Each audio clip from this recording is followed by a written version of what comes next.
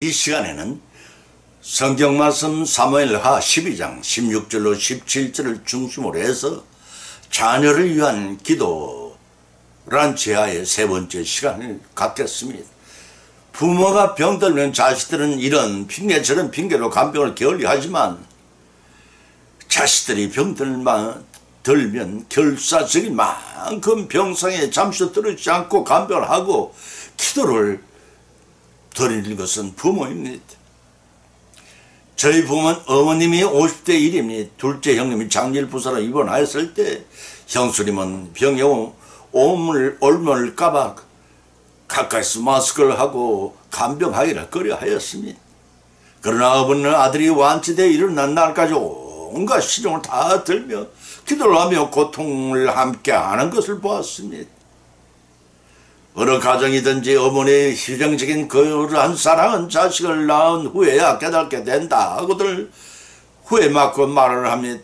예수님께서도 마태복음 7장 9절로 11절을 통해 친히 말씀하시기를 너희 중에 누가 아들을 떡을 달라면 돌을 주며 생선을 달라면 뱀을 줄 사람이 있겠느냐? 너희가 악한 자로도 좋은 것으로 자식에게 줄 줄 알거든 하물며 하늘에 계신 네 아버지께서 구하는 자에게 좋은 것으로 주시지 않겠느냐고 말씀하셨습니다. 이 말씀을 통해 알 수 있는 것은 육신의 부모도 자식을 위해 좋은 것을 골라주시지만 하나님께서도 아버지라 부르는 모든 성도 곧 하나님 자녀들에게 가장 좋은 것으로 주신다는 것입니다. 그것이 아버지의 참사랑이신 것입니다. 이 참사랑을 받기 위해 우리는 기도를 게을리해서는 안 됩니다. 성령의 가르침은 하나님께서 우리 육신의 부모들의 각 가정에서 하나님께서 선물로 주신 자들을 위해 기도하라는 것입니다. 양육하다 보면 병이 들 때도 있습니다. 이때 병 고침을 위해 기도를 하라는 것입니다. 탈선하지 않도록 기도하라는 것입니다. 율법을 지키는 삶을 위해 범사의 형통한 죄와 총명을 얻도록 기도하라는 것입니다.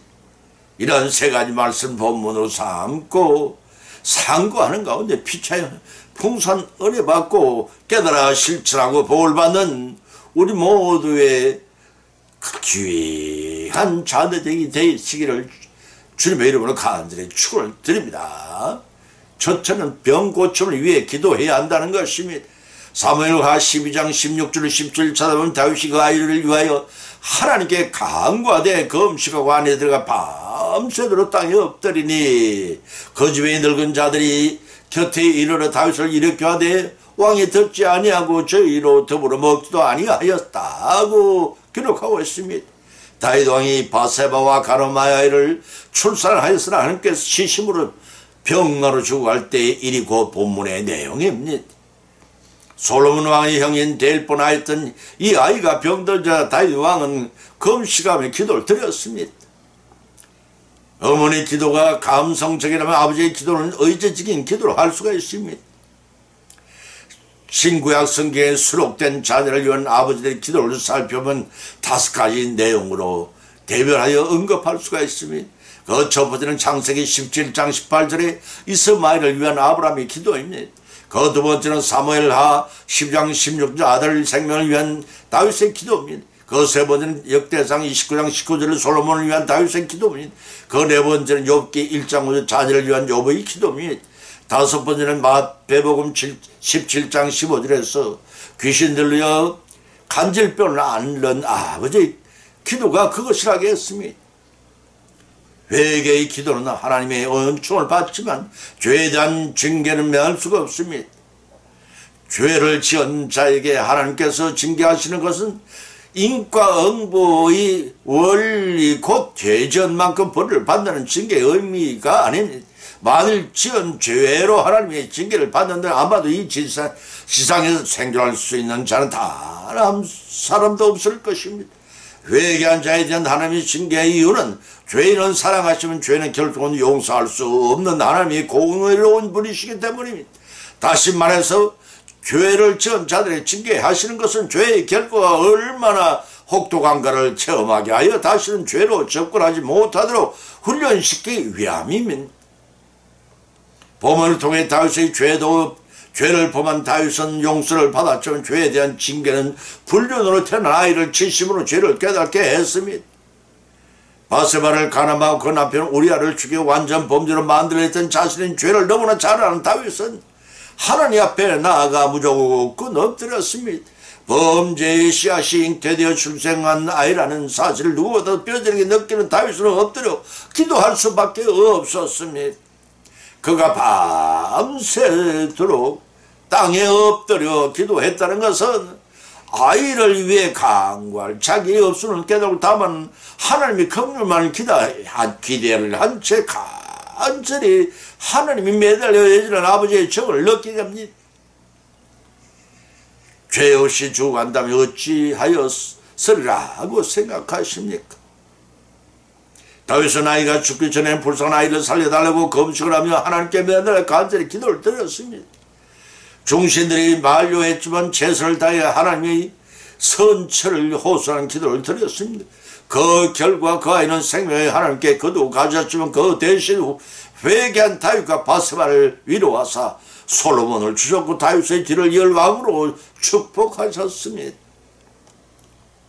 본문을 통해 교훈을 얻은 것은 아이가 죽자 다윗은 즉시 금식 기도를 거치고 본래의 일상생활로 들어가 하나님의 은혜를 바로 섬기며 신령 정치를 펴놨다는 사실입니다. 우리도 다윗을 보마다 자기 자신이 저지른 죄의 보응을 선곡하고 감사와 찬미와 영광을 돌리는 가운데 자녀들이 소망을 이루는 그러한 기도를 성취해 나가시기를 예수님의 이름으로 간절히 축을 드립니다. 두 번째는 하나님의 보호를 받도록 기도해야 한다는 것입니다. 히브리서 13장 23절로 26절 찾아온 기록하기를 믿음으로 모세가 나설 때 그 부모가 아름다운 아임을 보고 석 달 동안 숨겨 임금의 명령을 무수하 아니하였으며 믿음으로 모세는 성장하여 바로의 공주의 아들이라 칭함을 거절하고 도리어 하나님의 백성과 함께 고난을 받기를 잠시 죄악의 낙을 누리는 것보다 더 좋아하고 그리스도를 위하여 받는 명령을 애굽의 모든 보화보다 더 큰 재물로 여겼으니 이는 상주심을 바라봅니다 하고 밝혀놓고 있습니다. 본문을 통해 우리는 하나님께서 주신 자녀를 어떻게 양육해야 할 것인가를 생각나게 합니다. 우리나라의 대부분의 어머니들은 태몽이란 꿈의 계시를 통해 아이들이 태어나게 될 것을 감지를 합니다. 이 태몽은 하나님을 모르거나 몰랐던 시절엔 삼신 할머니의 점지라고 생각을 했습니다. 그러나 그 태몽은 하나님께서 각 가정에 자녀를 주실 테니 예배하고 있다가 잘 양육하라는 계시의 메시지이기도 합니다. 시면 막천 하나님이 창조 섭리로 부정 모의를 받아 자식을 조성하고 생명을 하나님이 불어넣어 주심으로 10개월 동안 어머니 태중에서 자라던 아이가 태문을 열고 태어나는 신비한 환희를 맛보게 됩니다. 출산 고통 때문에 걱정하는 아이가 태어나면 출생한 아이이기 때문에 기뻐하는 것이 산모들의 공통점일 것입니다. 이렇게 태어난 자식들은 수억만 마리의 정충 중에서 하나가 남자와 수정되어 태어난 종견 생명체인 것입니다. 이 생명체는 창세기 2장 27절 28절에서 하나님이 자기 형상 곧 하나님의 형상대로 사람을 창조하듯이 남자와 여자를 창조하시고 하나님이 그들에게 복을 주시며 그들에게 이르시되 생육하고 번성하며 땅에 충만하라. 땅을 정복하라. 바다의 고기와 공중의 새와 땅에 움직이는 모든 생물을 다스리라 하시니라고 하셨습니다. 이 말씀 중에 특히 생육과 번성하는 말씀은 하나님의 형상을 닮은 사람에 관한 축복인 것입니다. 본문의 말씀 모세의 출생과 성장 과정을 통한 우리들을 향한 모델 계시로도 볼 수가 있습니다. 모세의 어머니 요게벳은 현명한 여인이었습니다. 당시의 예급 국법은 이스라엘 남자아이가 출산을 무조건 죽이는 법령이 실시되던 시대였습니다. 요게벳은 하나님이 어디로 태어난 아이를 버릴 때 하나님께 그의 앞길을 인도해 주실 걸 간절히 기도했습니다. 기도를 들어주신 하나님께서는 애굽 바로의 공주 눈에 뜨이게 하시고 미리암의 중재로 생모 요게벳이 유모가 되어 모세를 기르는 은혜를 받습니다. 요괴에서는 모세 유년 시절부터 청년에 이르기까지 하나님께 기도드리는 가운데 모세를 양육하였고 이스라엘의 율법을 가르친 몸에 베드로가 하나님께 기도를 드렸습니다. 이렇게 살아난 모세는 본문 24절로 25절에 의하면 믿음으로 모세는 공주의 아들이라 칭함을 거절하고 하나님의 백성과 함께 고난받기를 더 좋아하고 라고 하였습니다. 민족의식도 없고 자식의 육신적인 입신 출생하는 생각한 어머니였다면 모세는 바로 공중의 아들로서 공중에서 호의호식하면서 부귀의 영광을 누리면 생활에 만족했을 것입니다. 그러나 요괴에서의 모세에 대한 양육은 그의 기도를 들어주신 하나님께 보호해 주시고 그 역사하심의 힘이 헛되지 않았습니다. 모세가 왕손을 살아가기보다는 하나님 백성과 함께 고난을 받기를 더 좋아하는 하나님 중심의 힘으로 성장케 하였던 것입니다. 어느 날 동족과 싸우는 애굽인을 죽이고 미디안 광야로 도망쳤지만 소명에 의한 것은 아니었지만 요괴에서의 교육과 훈계의 영향을 받은 때문이기도 했습니다. 40세 때 미디안 광야로 피신해 광야에서 양을 치던 모세가 80세 되던 해에 하나님의 부르심을 받고 이스라엘 백성을 출애굽시키는 하나님의 순응하는 지도자가 되었습니다. 어머니 우리도 요괴에서의 기도 이는 어머니 요괴에서의 기도 덕분이었습니다. 우리도 이를 봄마다 우리 가정에 주신 자녀들을 위해 요괴배처럼 하나님의 보호를 위해 기도를 드림으로써 하나님의 원하시는 훌륭한 자녀들을 훈육해 가시기를 예수님의 이름으로 간절히 축원드립니다. 세 번째는 형통하고 지혜와 총명을 얻도록 기도해야 합니다. 역대상 22장 12절을 찾으면 여호와께서 네게 지혜와 총명을 주사 너로 이스라엘 다스리게 하시고 너희 하나님이 여호와의 율법을 지키게 하시기를 더욱 원하노라고 밝혀놓고 있습니다. 사랑하는 성도 여러분, 여러분은 우리의 형통과 지혜와 총명은 하나님께 도운 것임을 알고 여러분은 하나님께 감사하고 계시는지요? 또한 하나님께서 항상 우리와 함께 하시고 우리가 강하고 담대하여 들을 것이 없으니 이로써 하나님이 감사의 영광을 돌리고 있는지 한 번쯤 우리 자신을 돌이켜보시기 바랍니다. 하나님의 마음에 합당한 사람의 삶은 하나님께 순응하는 사람은 사는 자요, 하나님을 전심을 드리는 삶을 사는 자의 하나님의 영광을 위해 사는 삶을 수행하는 자들입니다. 그들은 그들처럼 자녀들이 형통한 지혜와 총명을 얻도록 기도에 힘씁니다. 그 결과 하나님 마음에 합한 자녀들이 될 것을 알기 때문입니다. 어리석은 조금 매년 대학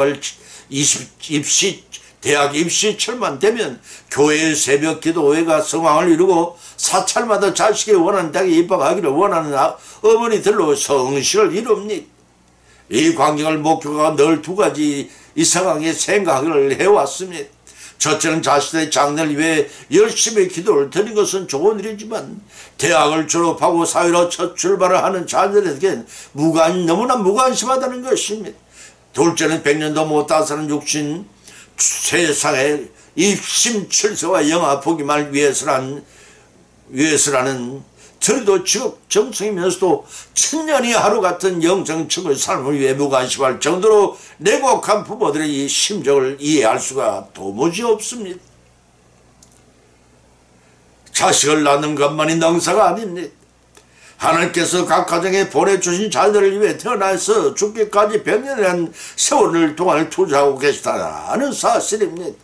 부모는 자신의 생애가 마감하는 날까지 밖에는 보살펴 주질 못하지만 하나님은 이 생은 물론 영생을 책임지신다는 것을 아셔야 합니다. 따라서 양친 부모는 눈에 보이는 반 100년의 한정된 삶을 위해서만 기도하지 말고 영원 무궁의 신천 신지 천국에서의 삶을 위해 살아가도록 자식들의 형통하고 지혜와 총명을 얻도록 기도해야 합니다. 보문이 다윗도 하나님께 부르시는 임종의 날을 맞이하기 전에 아들 솔로몬에게 당부하며 하나님께 아들을 위해 간절히 기도를 드렸습니다. 본문 12절에서 다윗이 간구하기를 여호와께서 네게 지혜와 총명을 주사 이스라엘 다스리게 하고 라고 하였습니다. 이 말씀은 다윗이 아들 솔로몬에게 왕위를 물려주면서 무엇보다도 하나님께서 솔로몬에게 지혜와 총명 주시기를 간구했습니다.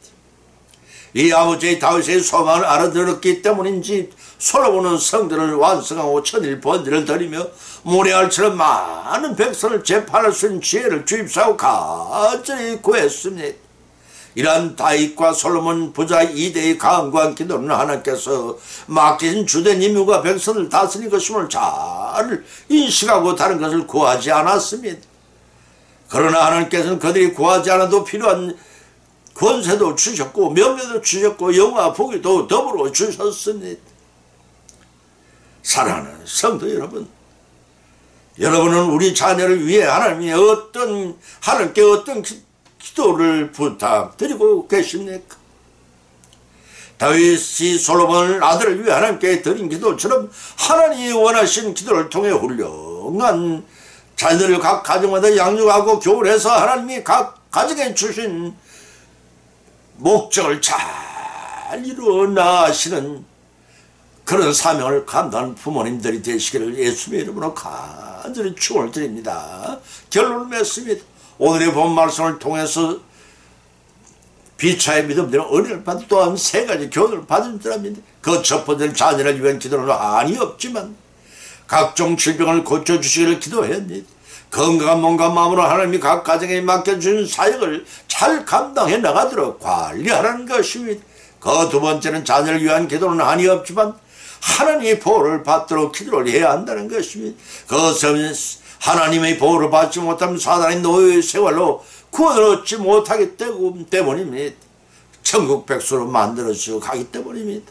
그 세 번째는 자녀를 위한 기도는 한이 없지만 하나님으로부터 형통함과 지혜와 총명을 받도록 해야 합니다. 하나님과 함께하는 생활은 형통함이 있고 지혜와 총명을 함께 받은 삶은 땅에서 존경을 받고 천국에서 영생을 누리는 축복을 받기 때문입니다. 이런 교훈을 받은 것으로 거치지 마십시다.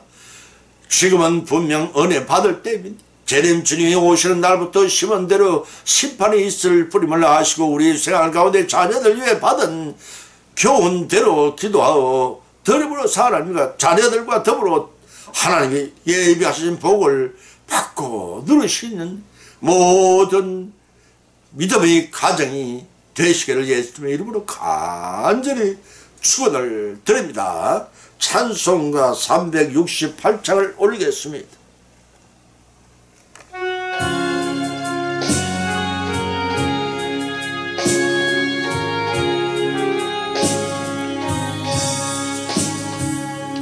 주 예수님 은혜를 내려주사 고충 많게 하옵소서. 이 주님도 목마른 나의 맘에 주님 성령을 부어소서. 주님 예수님 충만한 은혜 내 영혼에 부어소서. 주님 예수만 나의 힘 되고 내 만족함 됩니다. 주 예수님 죄에서 풀어주사 날 정결케 하옵소서. 이 세상의 유혹이 나의 맘에 더 못하게 하옵소서. 주님 예수님 충만한 은혜 내 영혼에 부어소서. 주님 예수만 나의 힘 되고 내 만족함 됩니다. 야곱이 천사와 지름하던 그 믿음을 주옵소서. 이 세상의 물결이 흉흉해도 날 평안케 하옵소서. 주님 예수님 충만한 은혜 내 영혼에 영혼에 부어소서. 주님 예수님만 나의 힘 되고 내 만족함 됩니다.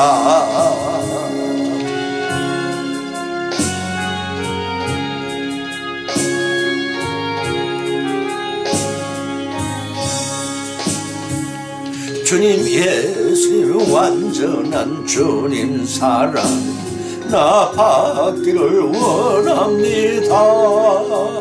그 사랑이 내 맘에 충만하여 날 기쁘게 하옵소서.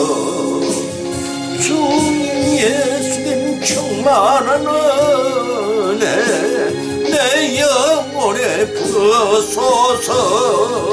주님 예수님만 나의 힘 되고 내 만족함 됩니다.